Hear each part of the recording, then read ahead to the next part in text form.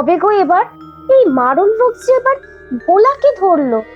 সেটাই তো ভাবছি। ও আমার এত সেবা করলো আর শেষে কিনা ও নিজেই জ্বরে পড়লো। কি রোগ যে বড়ই ছোঁয়াচে শুনেছি। আমার যাতে না হয় তাই তো তোমার অসুখের সময় আমাকে তোমার ধারে কাছে ঘেঁষতে দেয়নি, নিজেই তোমার সেবা শুশ্রূষা করেছে। তুমি ভেবো না গিন্নি, এবার ওর দেখাশুনো আমরা দুজন মিলে করব। আমার তো এই রোগ হয়েই গিয়েছে, তাই আমি ওকে দেখাশুনো করব আর তুমি রান্না করবে। ঠিক বলেছ। যত আত্মীয় স্বজন ভাই বন্ধু সবাই তো সুযোগ বুঝে পালিয়ে গেছে। এই ভোলাই নিজের জীবন তুচ্ছ করে তোমার সেবা করে গেছে। আজ ওর দুঃসময় আমরাই ওর সেবা করব। একদম ঠিক গিন্নি। কিন্তু আবার কিন্তু কিসের গিন্নি? আগে এই এত বড় বাড়িতে লোকজন গম গম করত, কখনো কোনো কাজের জন্য ভাবতে হয়নি। রঘু ছিল, ভোলা ছিল, যখন যা চেয়েছি মুখের সামনে হাজির করেছে। কিন্তু এখন কি হবে? রঘু চলে গেছে, ভোলা অসুস্থ, বাজার হাট কে করবে? বাড়িতে তো আর কেউ নেই। রান্নার ঠাকুর অবধি ছুটি নিয়ে চলে গেছে। তুমি ভেবো না গিন্নি, বাজার হাট আমি করতে পারবো, আর তুমি রান্নার দিকটা দেখলেই হবে। তুমি পারবে? পারতে তো হবেই গিন্নি, ভোলা যে নিজের লোক, পরম আত্মীয়।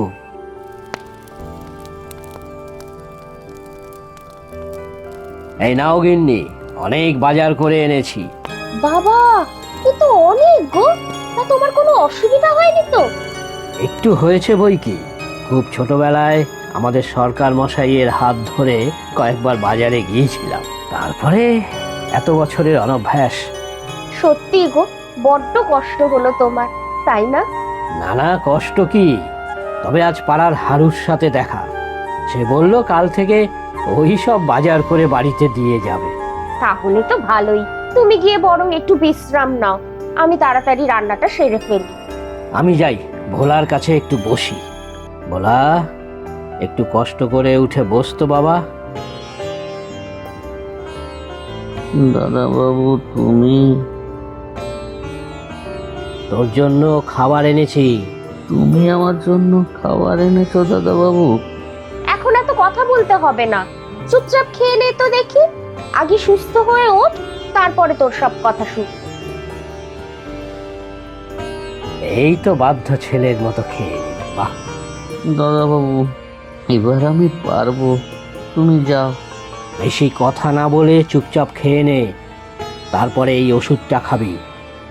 দাদা বাবু, তোমরা আমার জন্য। আবার কথা বলে? খাওয়া হয়ে গেছে, এবার চুপচাপ ওষুধ খেয়ে শুয়ে পড়।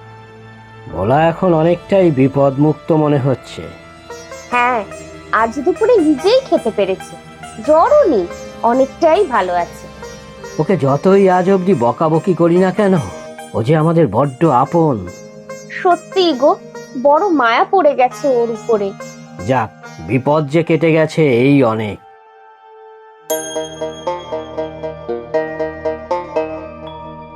আবার তুই কেন? চা তো আমিই করতাম। কি যে বলো গিন্নিমা, আরে আমি তো এখন ভালো হয়ে গেছি। আমি থাকতে তুমি কেন কিছু করবে? একেই আমার অসুখের সময় তুমি নিজে হাতে রান্না করে আমাকে খাইয়েছো, ঠিক আমার মায়ের মতো। আর দাদাবাবু, তুমি বাজার করেছো। ছি ছি ছি, তোমাকে শেষ পর্যন্ত বাজারে যেতে হলো আমার জন্য। এখন আমি ঠিক হয়ে গেছি, আর তোমাদের কিছু করতে হবে না।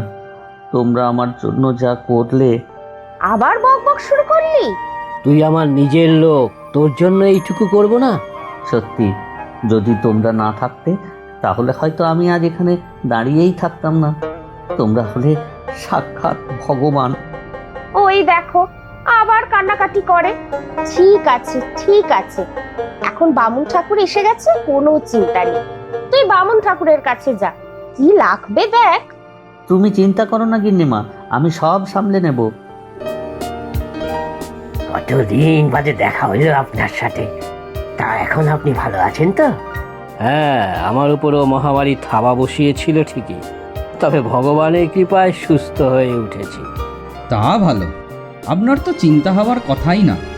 বাড়ি ভর্তি এত লোক, আত্মীয় স্বজন, বন্ধু বান্ধবে ভর্তি, বিপদে লোকবলটাও বড় দরকার। দুঃখের কথা আর কি বলবো আপনাদের, আমার অসুখ হয়েছে শুনে সবাই চলে গেল। এত বড় বাড়িটা খাঁ খাঁ করতো, ভোলা ছিল বলেই এ যাত্রা রক্ষা পেয়েছি। দিনরাত এক করে আমার সেবা করেছে।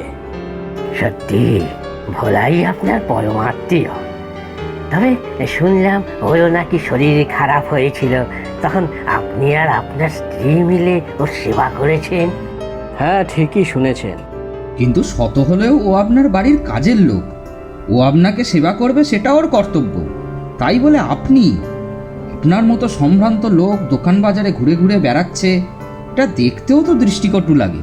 দেখুন, এত কিছু ভাবার আমার সময় ছিল না। আমার আর আমার স্ত্রীর কাছে একটাই লক্ষ্য ছিল, ভোলাকে সুস্থ করা। আর আপনারাই তো বললেন যে ও হলো আমার পরমাত্মীয়, তার জন্য এইটুকু করব, তাতে কি? সে আপনি যা ভালো বুঝেছেন করেছেন। তাহলে আজ আমরা উঠি, পরে আবার আসবো। ভেবেছিলাম মল্লিক মশাই অভিজাত শ্রেণীর লোক, কিন্তু এ তো ভারী নিম্নরুচির পরিচয় দিলেন। কাজের লোককে নিয়ে আদি খেতাম, এইভাবে এরা মাথায় ওঠে। তা যা বলেছেন, ছি ছি। ও গিন্নিমা, বামুন ঠাকুর কি কি রান্না হবে তোমার কাছে জানতে বললো। যা তরকারি আছে তাই রান্না করতে বল। আর মাছ কি আছে জানিস? মাছ তো আজ নেই গিন্নিমা। ও নেই? আসলে অনেকদিন ধরে খুব কই মাছ খেতে ইচ্ছা করছে। ওই দেখো, আবার বোকার মতো হাসে। কই মাছ খাবে, এ আবার বড় কথা কি? আমি যাচ্ছি বাজারে, নিয়ে আসবো। তুই বাজারে গিয়ে আনতে পারবি? আবার কোনো গড়বড় করবি না তো? না গো গিন্নিমা, আমি যাব আর আসবো। তাহলে বামুন ঠাকুরকে কি কি রান্না হবে বলে তাড়াতাড়ি বাজারে বেরিয়ে পড়। কই মাছ, মাছ কই, কই নেই তো মাছ।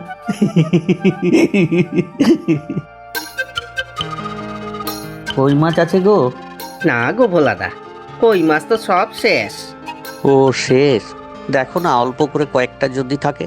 না গো ভোলাদা, আজ সব শেষ।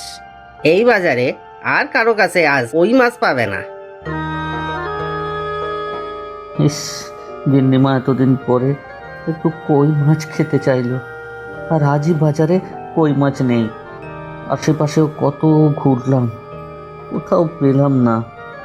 মাছ না নিয়ে গেলে গিন্নিমা খুব রাগ করবেন। কি যে করি? আরে ওটা কি?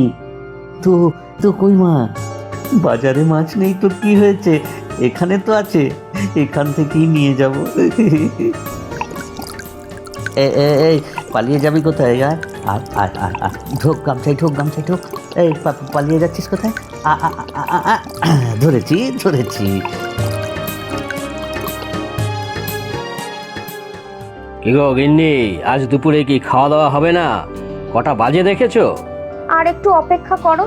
আমারই মতিভ্রম হয়েছিল যে আজ মাছ নেই দেখে ভোলাকে একটু কই মাছ আনতে বাজারে পাঠিয়েছিলাম। বেলা গড়িয়ে গেল, এখনো ওর দেখা নেই। তোমারও যেমন বুদ্ধি গিন্নি, ভোলাকে পাঠিয়েছো বাজারে, বাজারের বদলে কোথায় গিয়ে বসে আছে কে জানে। আর তুমি এত বেলা অবধি বসে আছো ও মাছ নিয়ে এলে রান্না চাপাবে বলে। তাই তো, ভারী ভুল হয়ে গেছে। ভোলাটা আর বদলালো না। এসো, তুমি খেয়ে নেবে, চলো। আজ একটু কষ্ট করে যা হয়েছে তাই দিয়ে খেয়ে নাও। গিন্নিমা, গিন্নিমা আমি এসে গেছি। এ কি অবস্থা তোর ভোলা? সারা গায়ে কাদা মেখে হনুমানের মতো চেহারা করেছিস কোথা থেকে? বলি, ছিলিটা কোথায় তুই সারাদিন? এই তোর বাজার করে আসার সময় হলো। কটা বাজে জানিস? ভরসা করে একটু মাছ আনতে বাজারে পাঠিয়েছিলাম, তা বাবু দুপুর কাবার করে বিকেলে বাড়ি এলে। হ্যাঁ রে, তোর আক্কেল কি কোনোদিন হবে না? রাগে গা জ্বলে যায়। ছেড়ে দাও গিন্নি, জানোই তো এই রকম, কান শুনতে ধান শোনে। তা এইরকম কাদা মেখে কোথা থেকে আসা হচ্ছে শুনি? কাদা লেগে ঘরদোর নোংরা হলে তখনই বাড়ি থেকে বার করে দেব। কিরে, চুপ করে আছিস কেন? কিছু বল। এতক্ষণ ছিলি কোথায়? ও গিন্নিমা, তুমি রাগ করো না। তুমি কই মাছ খাবে বললে, কিন্তু আজ সারা বাজার ঘুরে একটাও কই মাছ পেলাম না। তবে আর কি, আমাকে উদ্ধার করেছো। মাছ না পেয়ে সারাদিন রাস্তায় রাস্তায় ঘুরে দুপুর গড়িয়ে বিকেলে বাড়ি এলেন বাপ, তাও আবার সারা গায়ে কাদা মেখে। আমার কথাটা তো শোনো। মাছ না পেয়ে চলে আসছি, তখন দেখি একটা ক্ষেতের জলে কই মাছ। এই দেখো, গামছাই করে কত কই মাছ ধরে এনেছি। ও মা, কত মাছ, কত বড় বড়! কোথায় পেলি রে? ওই তো বাজারের কাছে একটা ক্ষেত আছে, সেইখানে নেমে মাছ ধরতে গিয়ে সারা গায়ে কাদা লেগে গেল।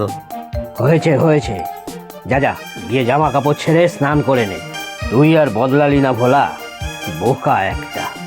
সত্যি ভোলা, তুই পারিসও বটে।